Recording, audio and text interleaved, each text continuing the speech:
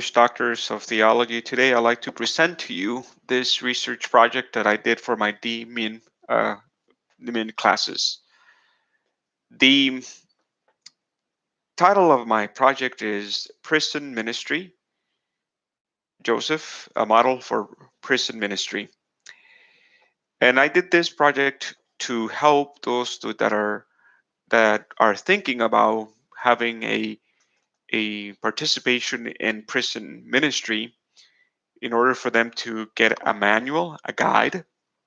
And in fact, the whole research project is structured in such a way that this will be a useful tool for anyone who would like to begin their ministry in prison. Now, this is not the desire because, in my own personal experience, I think that many people are leery and weary and do not want to because they don't really have an idea what happens in the prison and in the ministry. And that was my own perspective. So my hope is that with this project I would be able to help those that are thinking about it, discerning about doing in doing prison ministry, that they would be able to be guided. It's a walkthrough, we can put it in this way, so that they would be guided in their desire to do prison ministry. So the first thing I would like to mention is that my personal testimony, and I think my personal testimony really also supports the necessity of having a, a manual for prison ministry. When I was in the seminary, there was no need for pastor for me to do any prison ministry. Most of the time that on my field education, I did outside in other different avenues such as the nursing home, schools, and so forth, but not prison ministry. And for a long time, I was glad that I wasn't going to go to prison ministry because I have many of those misconceptions in mind that if I go to prison ministry, that I would be attacked, that I would be injured, that I would be kidnapped, and that the people were there just waiting for to snap and to kill me. And it was that idea that kind of prevented me from actually even investigating or being involved even as I became a priest. It was like my third year as a priest that another priest, now retired, approached me and we like to do prison ministry? And my response was, no, I do not. I would not like to do prison ministry because I do not know um, what what it's about, and I don't have time for that. And but I had my own reservations in my mind why I didn't want to do prison ministry. But the priest, like, one time, another time again, he tried again and said, well, this time I'm going to go out for a vacation time, and can you just cover for me one time one or and while I'm away, and that way you're able to just cover that time. And if you don't, and that's all I'm asking for you. We just go with this one time for prison ministry. And I said, okay, one time. And and so I decided to go there one time for prison ministry, and I went in there, and it was just I was nervous, but it was also very captivating to see what I learned, everything I learned there. But I started this prison ministry kind of like out of the blue. It just without with not a lot of training, with not a lot of not knowing what to expect. So my thesis is basically an opportunity the for those who are wanting to begin prison ministry to not start like, like the example would be like in the water, in the swimming pool, in the place that the water is, deep, to start actually not in the deep end of the pool, but rather to begin in in a good way, and get good orientation for prison ministry.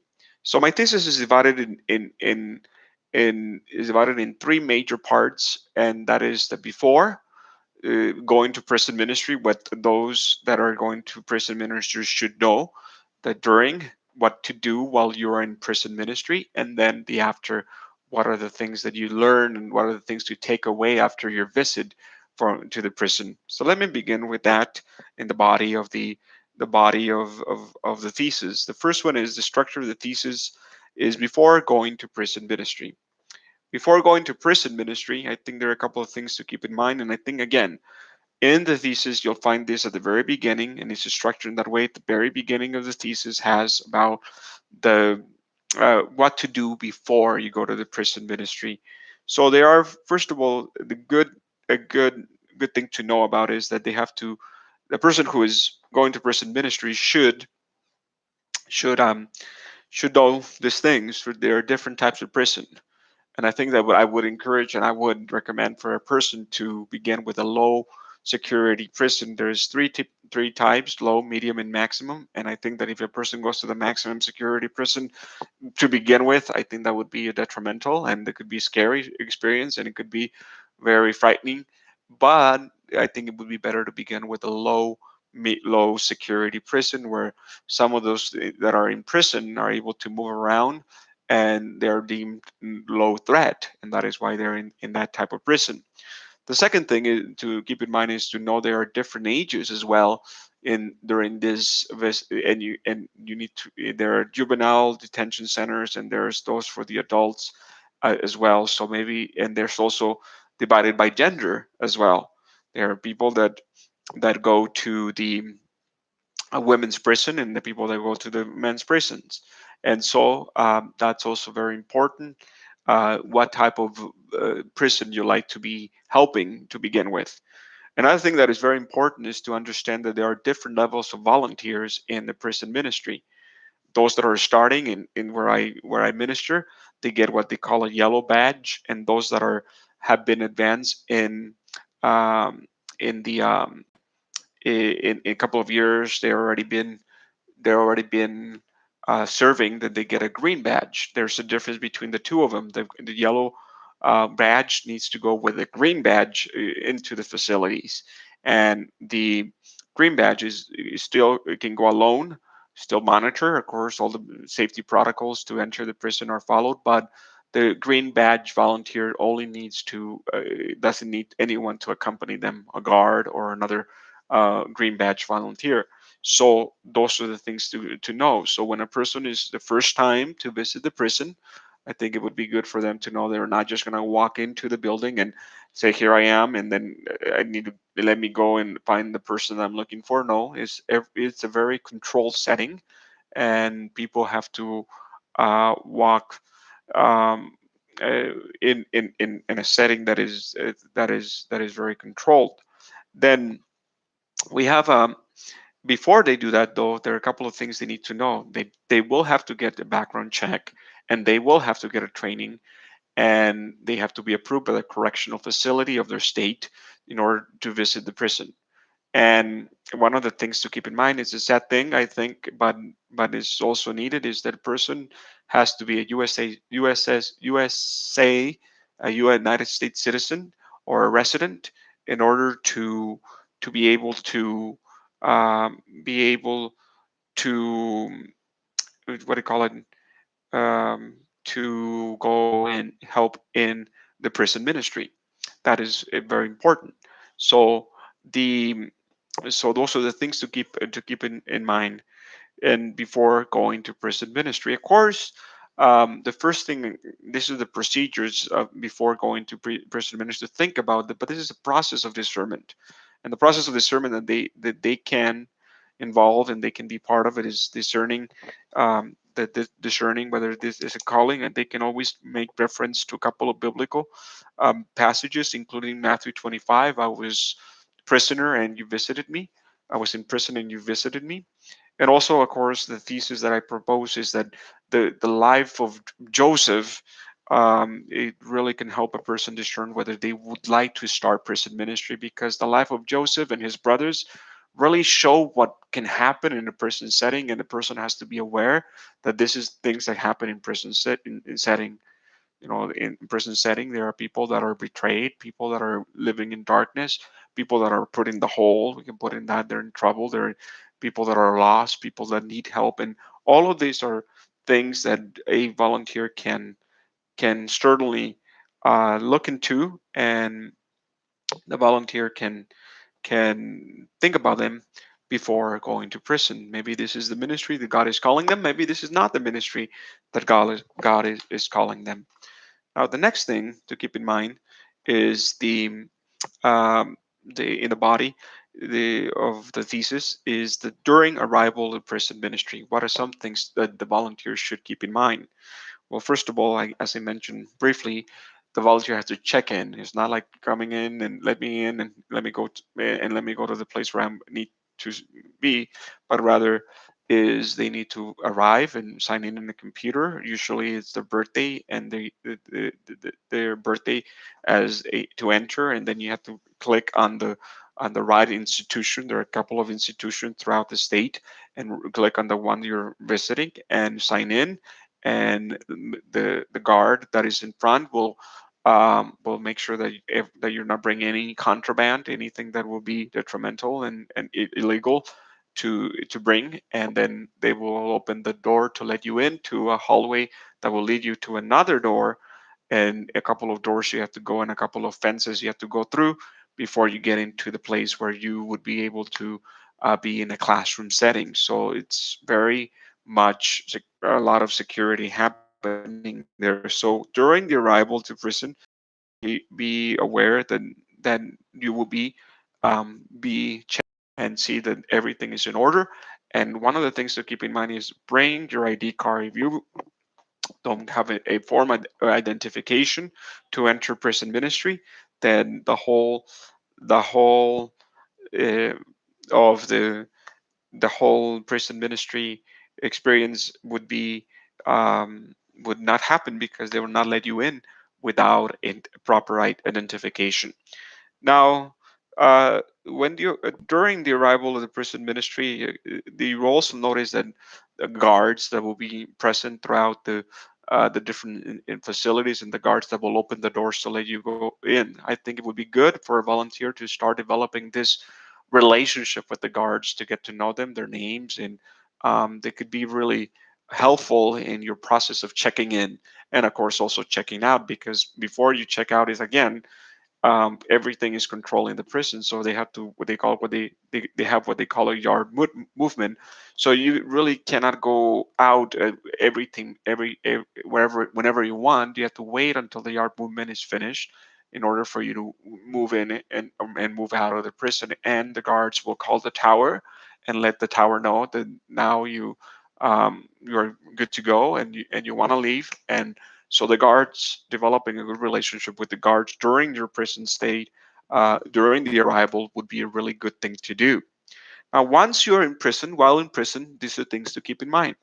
And again, my thesis was also illustrated that as it went um, forward. The next thing to keep in mind is the next thing is, while in prison, the that what are you there for? What are you going to be offering? And one of them is, of course, if you are a lay volunteer, you can help with Stations of the Cross. During Lent, you can help with the Rosary. You can help with Bible study. You can help with a music a concert. These are things you can do while you're in prison if you're a guard. If you're a priest, then you're called to do the sacramental things, and I'll talk a little bit about that later. But everybody has a function to do theirs, and you have to be um, careful that you have proper behavior while in prison. You cannot be touching people, and in fact, um, and um, you cannot be, having a preferred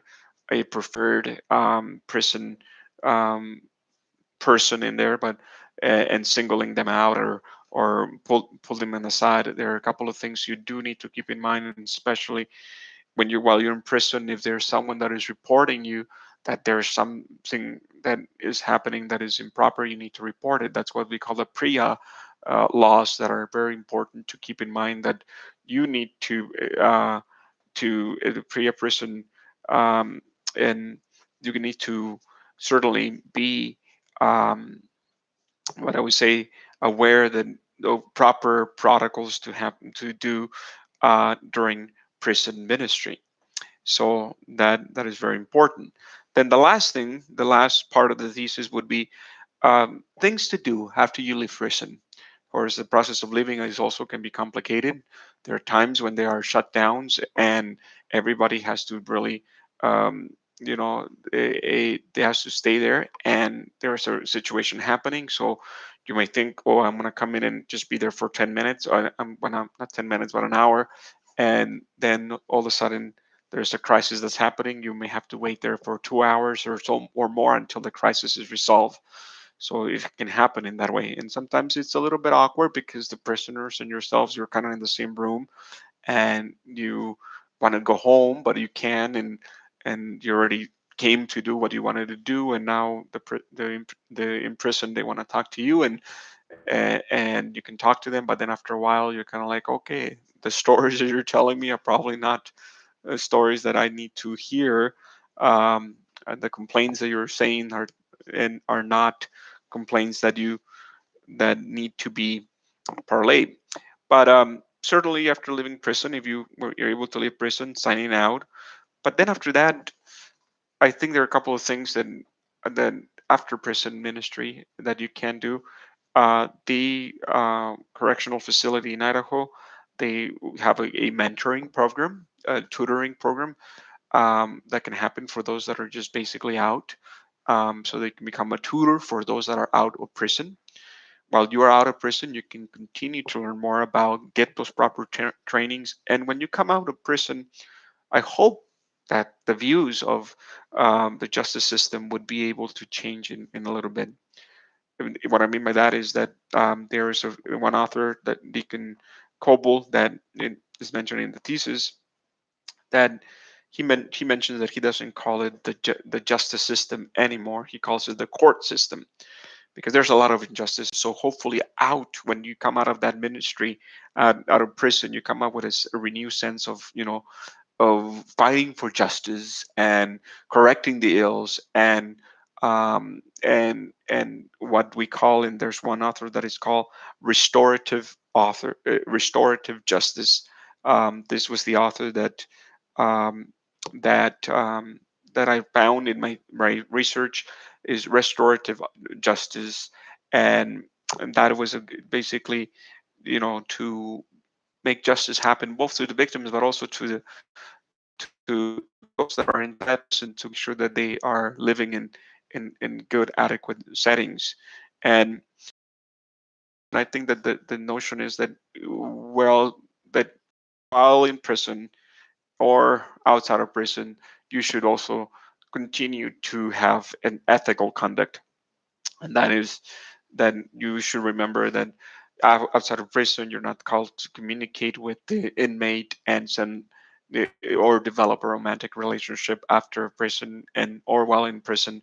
And so that is very important to keep in mind. So the thesis goes through this in what I would say in um in a series of in an orderly fashion from the beginning, what to do before, what to do during, what to do after prison, and those are the things that I would like to present to you. Two more things that I would like to present for living prison, and that is starting a prison ministry. That's the goal of this, starting a prison ministry, and starting prison ministry. Um, in through the diocese, because that is what is sad, is that sometimes in the diocese there's not enough volunteers to do prison ministry. And so um, the I understand that, and that sometimes it's difficult to volunteer, and you don't have to volunteer like every day, but maybe once a week, once a month, volunteer, but get the necessary training. And I think this is very important to keep in mind.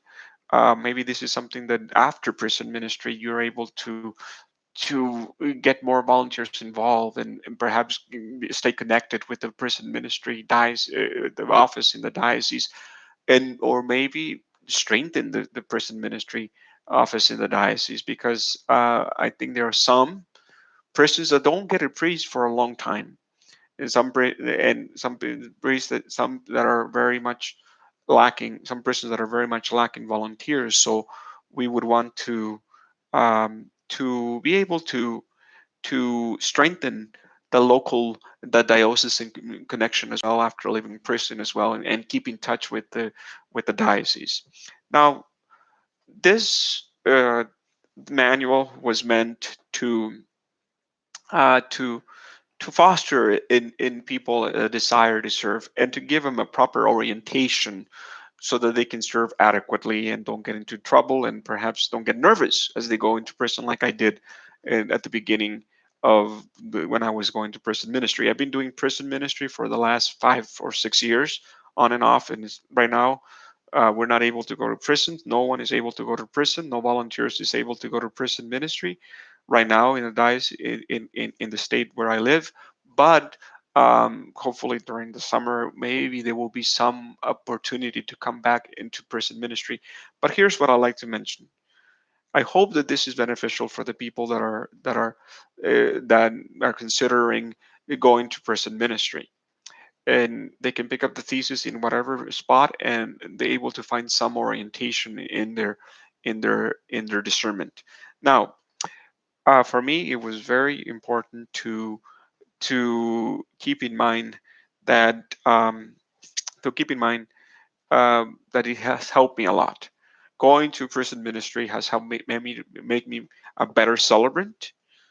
And what I mean by a better celebrant is because now I'm able to know, keep my homily short, don't be long-winded, there's a time limit, don't you have to finish mass before they call the next movement, and so that makes me a better celebrant and more conscientious celebrant and homilist. The second thing is that I feel like since I've been visiting prison ministry, I've been a better confessor. I think there are real things that happen, and difficult things and sins that are very, very difficult, but they are there to tell you their sins in a very real, in a very human way, in a very direct way, sometimes even in a very explicit way, but they're there, and you're there to dispense the mercy of God. And and they don't beat around the bushes in many ways. They are people that are really, if they did something very bad, they want to kind of use a couple of euphemisms and a couple of keywords there to not mention the direct word. But most of them are just direct in this way, and it helps me to be a better confessor. Not only um, that they're telling me directly what they have done, but also that I'm able to dispense the mercy of God in their lives. So that certainly is a very good thing, that I've learned in this experience of visiting prisons. And the last thing, of course, is make me a better human being in this regard. Is just to know they are our brothers and sisters. They are behind bars, but they are God's creation, and they made a mistake. They're paying for it. They made it.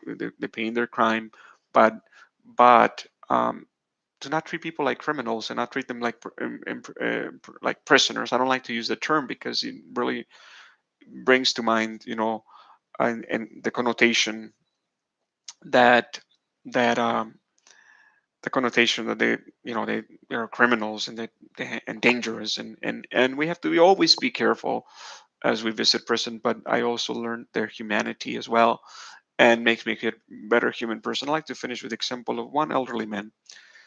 You're not supposed to give anything to the prisoners that is not approved, and they're not supposed to give you anything. But there was an elderly man, probably 75, 76 years old, that every time that I visited prison, he would give me and hand it out kind of like this, a little piece of candy, a little mint, and peppermint, and the and he said, "Oh, thank you for coming, Father. Here, have this."